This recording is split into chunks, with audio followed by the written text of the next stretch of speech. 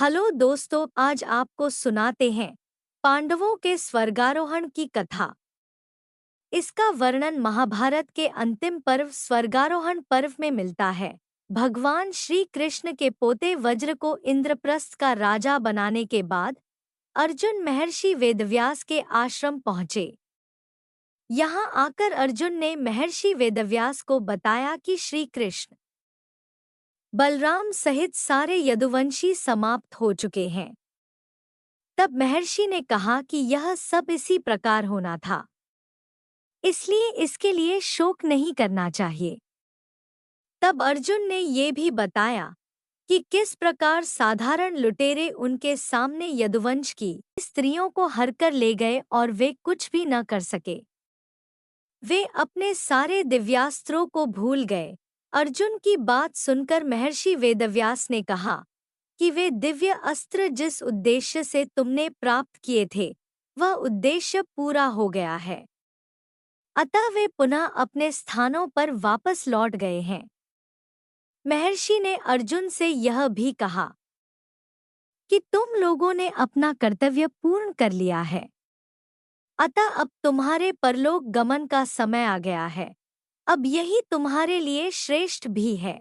महर्षि वेदव्यास की बात सुनकर अर्जुन उनकी आज्ञा से हस्तिनापुर आए और उन्होंने पूरी बात महाराज युधिष्ठिर को बता दी। यदुवंशियों के नाश की बात जानकर युधिष्ठिर को बहुत दुख हुआ। महर्षि वेदव्यास की बात मानकर द्रौपदी सहित पांडवों ने राजपाट त्याग कर परलोक जाने का निश्चय किया। युधिष्ठिर ने युयुत्सु को बुलाकर उसे संपूर्ण राज्य की देखभाल का भार सौंप दिया और परीक्षित का राज्याभिषेक कर दिया। युधिष्ठिर ने सुभद्रा से कहा कि आज से परीक्षित हस्तिनापुर का तथा वज्र इंद्रप्रस्थ का राजा है, अतः तुम इन दोनों पर समान रूप से स्नेह रखना। इसके बाद पांडवों ने अपने मामा वसुदेव, श्री कृष्ण तथा बलराम आदि का विधिवत तर्पण व श्राद्ध किया। इसके बाद पांडवों और द्रौपदी ने साधुओं के वस्त्र धारण किए और स्वर्ग जाने के लिए निकल पड़े। पांडवों के साथ साथ एक कुत्ता भी चलने लगा।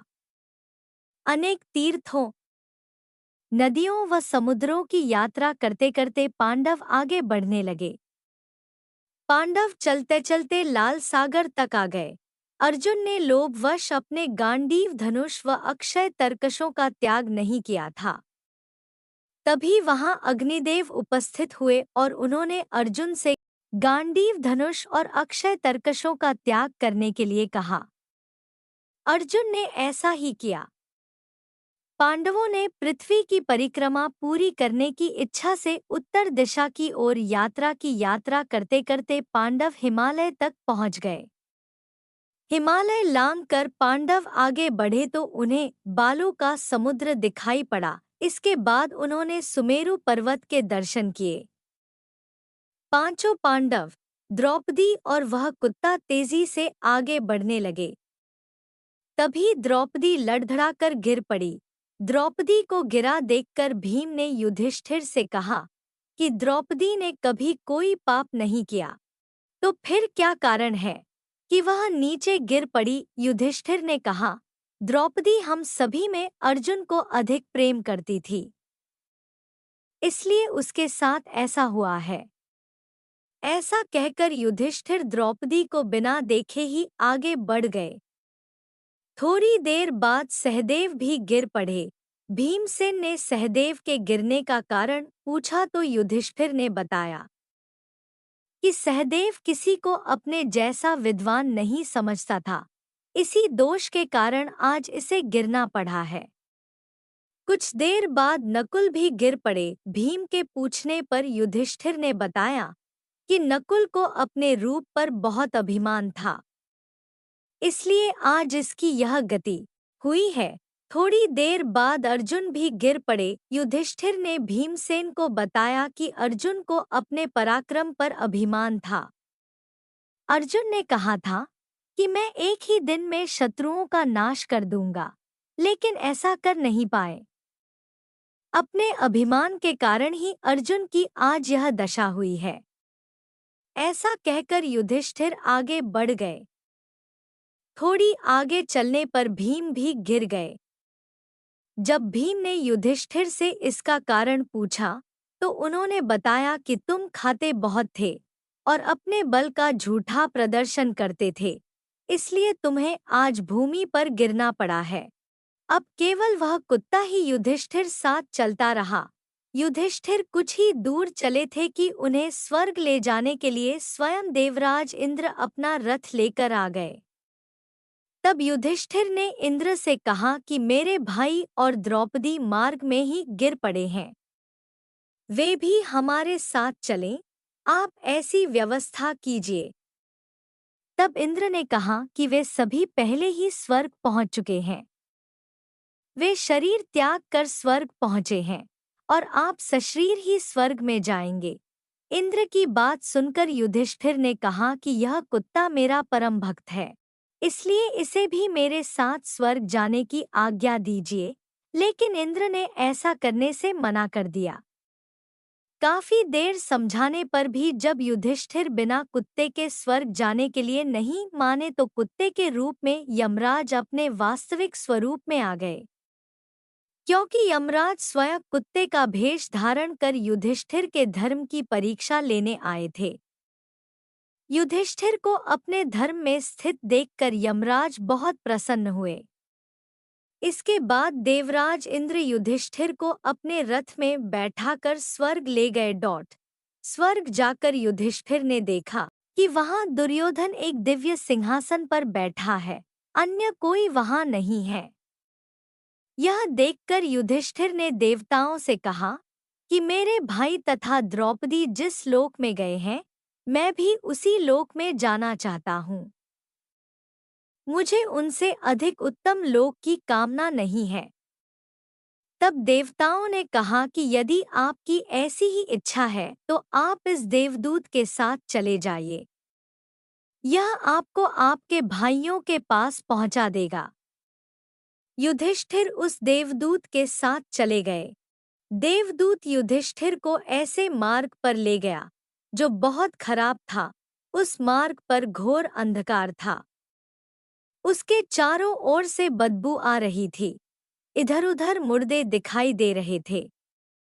वहां पर लोहे की चोंच वाले कौए और गीध मंडरा रहे थे। वह असिपत्र नामक नरक था। वहां की दुर्गंध से तंग आकर युधिष्ठिर ने देवदूत से पूछा कि हमें इस मार्ग पर और कितनी दूर चलना है और मेरे भाई कहाँ हैं? युधिष्ठिर की बात सुनकर देवदूत बोला कि देवताओं ने कहा था कि जब आप थक जाएं तो आपको लौटा लाओ। यदि आप थक गए हों तो हम पुनः लौट चलते हैं। युधिष्ठिर ने ऐसा ही करने का निश्चय किया। जब युधिष्ठिर वापस लौटने लगे तो उन्हें दुखी लोगों की आवाज सुनाई दी। वे युधिष्ठिर से कुछ देर वहीं रुकने के लिए कह रहे थे। युधिष्ठिर ने जब उनसे उनका परिचय पूछा तो उन्होंने कर्ण, भीम, अर्जुन, नकुल, सहदेव व द्रौपदी के रूप में अपना परिचय दिया। तब युधिष्ठिर ने उस देवदूत से कहा कि तुम पुनः देवताओं के पास लौट जाओ। मेरे यहाँ रहने से यदि मेरे भाइयों को सुख मिलता है तो मैं इस दुर्गम स्थान पर ही रहूंगा। देवदूत ने यह बात जाकर देवराज इंद्र को बता दी। युधिष्ठिर को उस स्थान पर अभी कुछ ही समय बीता था कि सभी देवता वहां आ गए। देवताओं के आते ही वहां सुगंधित हवा चलने लगी। मार्ग पर प्रकाश छा गया। तब देवराज इंद्र ने युधिष्ठिर को बताया कि तुमने अश्वत्थामा के मरने की बात कहकर छल से द्रोणाचार्य को उनके पुत्र की मृत्यु का विश्वास दिलाया था। इसी के परिणाम स्वरूप तुम्हें भी छल से ही कुछ देर नरक के दर्शन पड़े। अब तुम मेरे साथ स्वर्ग चलो। वहां तुम्हारे भाई व अन्य वीर पहले ही पहुंच गए हैं। देवराज इंद्र के कहने पर युधिष्ठिर ने देवनदी गंगा में स्नान किया। स्नान करते ही उन्होंने मानव शरीर त्याग करके दिव्य शरीर धारण कर लिया। इसके बाद बहुत से महर्षि उनकी स्तुति करते हुए उन्हें उस स्थान पर ले गए जहां उनके चारों भाई कर्ण, भीष्म, धृतराष्ट्र, द्रौपदी आदि आनंद पूर्वक भगवान का परमधाम विराजमान थे। युधिष्ठिर ने वहां भगवान श्री कृष्ण के दर्शन किए। अर्जुन उनकी सेवा कर रहे थे। युधिष्ठिर को आया देख श्री कृष्ण व अर्जुन ने उनका स्वागत किया। युधिष्ठिर ने देखा कि भीम पहले की तरह शरीर धारण किए वायु देवता के पास बैठे थे। कर्ण को सूर्य के समान स्वरूप धारण किए बैठे देखा। नकुल व सहदेव अश्विनी कुमारों के साथ बैठे थे। देवराज इंद्र ने युधिष्ठिर को बताया कि ये जो साक्षात भगवती लक्ष्मी दिखाई दे रही हैं, इनके अंश से ही द्रौपदी का जन्म हुआ था। इसके बाद इंद्र ने महाभारत युद्ध में मारे गए सभी वीरों के बारे में युधिष्ठिर को विस्तार पूर्वक बताया। इस प्रकार युधिष्ठिर अपने भाइयों व अन्य संबंधियों को वहां देखकर बहुत प्रसन्न हुए। पांडवों के स्वर्गारोहण के इस प्रसंग के साथ ही महाभारत कथा समाप्त हो जाती है। अगर आपको यह कहानी पसंद आए तो प्लीज लाइक, शेयर कर चैनल को सब्सक्राइब करें। धन्यवाद।